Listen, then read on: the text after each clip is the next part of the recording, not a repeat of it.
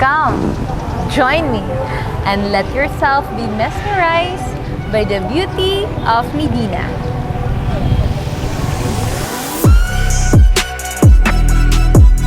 Face mask on, alcohol in. Tara na ug magsuroy na punta diri sa lungsod sa Medina. Kung sa atong unang paggala, ilang super bugnaw nga cold spring ang atong gibisita. Karon, laing atraksyon na pod ang atong suruyon. Kung makahigayon mo og laag sa lungsod sa Medina, ang ngayan lang gayud nga inyong hapitan og bisitahan kining bagong atraksyon nga makita sa Sitio Buyugan, Barangay Duga sa nasangpit nga lungsod. Laing perfect place diri sa Misoor for family bonding o barkada outing. You can enjoy camping at the same time go beaching. Dirita sa Camp Bibay, where you can never say goodbye. Kay'll surely be back from time to time. Daghan na ang mibisita o gabalik-balik gayud sila. Daghan mo ma-experience diri sa ilang place. For only 50 pesos ang entrance fee, you can take pictures nga pang celebrity. Ang mga bata nga below 7 years old, kay libre. Anaa sila picnic tables for 150 pesos. Samtang anaa pod roof picnic tables nga tag 300 pesos. You can bring any food you want, kay walay corkage nga angay nimong bayaran. Ga-offer usab sila og overnight stay gamit ang tent nga for rent. Ang ilang tag 300 pesos, good for 2 persons. Samtang ana ay mas dako nga pwede upat hangtod 5 ka tao for 500 pesos. But you can always bring your own, bayad lang og 200 pesos. Kung aduna na mo'y plano magbisita, siguraduha nga inyong maila-ila kining mga artista nga makita lang sa Camp Bibay. Daghan gusto magpahulagway kanila, bisan ang bunso sa pamilya. Ilang ipaila si Black Label o Daisy. Anda mulingaw kaninyo every time you visit their place. For 25 pesos per person, you can take pictures kauban sila. No need to worry kay harmless si Daisy.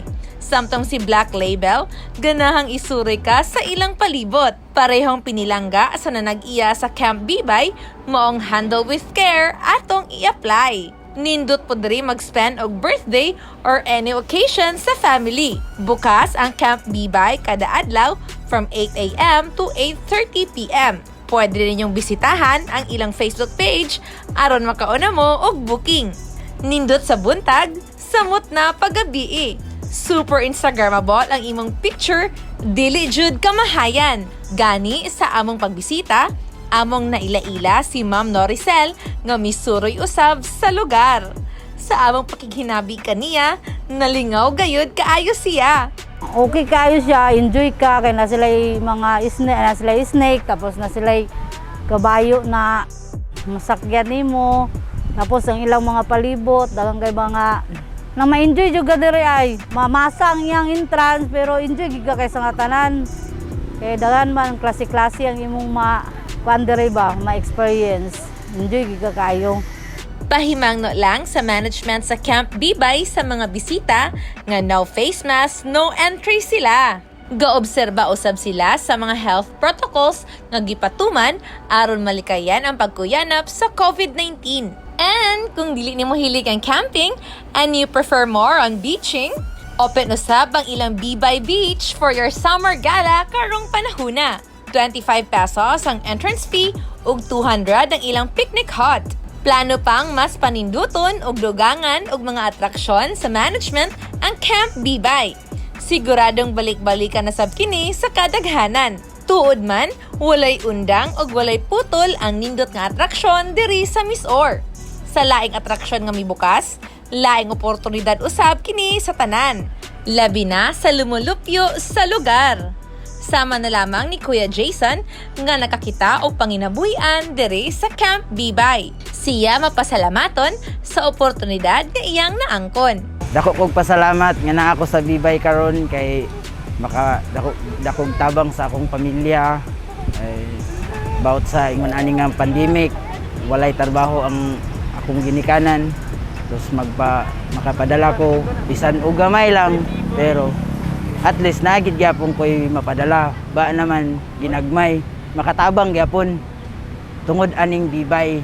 Pinaagi sa inyong pagbisita, nakatabang na sabkamo kanila. Mao kini ang epekto nga dala sa turismo, hinungdan nga kini ang programa ni Governor Bambi Imano. Ug kung sa inyong paggala sa maong lungsod, gibati mo kagutom, sakto kaayo kay anaa ang Dandy's Resto and Catering Services gahulat kanimo. Matambalan ang imong kagutom sa ilang lamian nga pagkaon. Anaa lang makita sa barangay poblasyon ning lungsod sa Medina. Daghan kang mapilian nga puro jud lamian.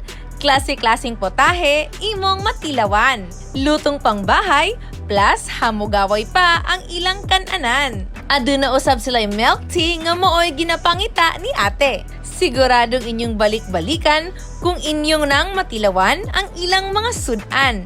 So, unsa pa man ang inyong gihulat? Tara na! Let's go na! Andiri na ta sa Medina.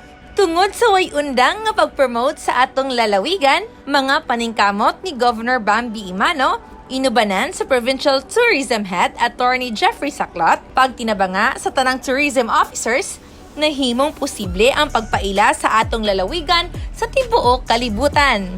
Gani pa man, kung turismo ang hisgutan sa lungsod sa Medina, hinay-hinay na kining gaarangkada human sa pagbuto sa pandemya. Medina, Misamis Oriental is in the process of tourism recovery in this new normal. We increased our tourism from around 344% against last year. From the same month, January to March 30 of 2022, we only have around 11,516 generated tourist arrival in Medina. And this year, with the same period from January to March 30, 2021, we rose up to 39,621. This means that we are in the process of tourism recovery by increasing its tourism arrival. Usa kini ka maayong balita tungod kay usa ang turismo sa labing apektado sukad sa pagboto ning makalilisa nga COVID-19. Padayong kapaningkamot ang mga tourism officers sa 23 ka lungsod ug duha ka dakbayan nga mapromotar gihapon ang atong lalawigan. Bisan pa man padayon kitang kasugubang niining pandemya, padayon natong suportahan ang atong mga local tourist spot nga nakasubay sa insaktong health protocols. Dagan pang ipasigarbo ang lungsod sa Medina, busa, bisita na ta! Ang tanan akong giawhag sa pagbisita sa malambuon nga lungsod sa Medina aron inyong matilawan ang mga lamian nga mga pagkaon, madtuan ang mga nindot nga destinasyon ug atraksyon dinhi sa lungsod sa Medina. Ali na, tara na sa Medina. Atong hinumduman ang dakong kalambuan kung turismo ang hisgutan. Kining pagbukas sa mga atraksyon sa lalawigan, dakong ikatabang sa katilingban. O sa pagbalik kalambuan sa lalawigan. Busa, always be ready, kay every day is another day to explore more here in Miss Or. Kini na lamang si Clarice Santerina, ganunay nagahangyo sa inyong tanan nga atong suportahan ang atong mga local tourist spot o insaktong health protocol lang atong kanunay nga obserbahan kay kining tanan alang sa atong kaluwasan nga makapatay nga COVID atong malikayan. Together, let us explore Miss Or more!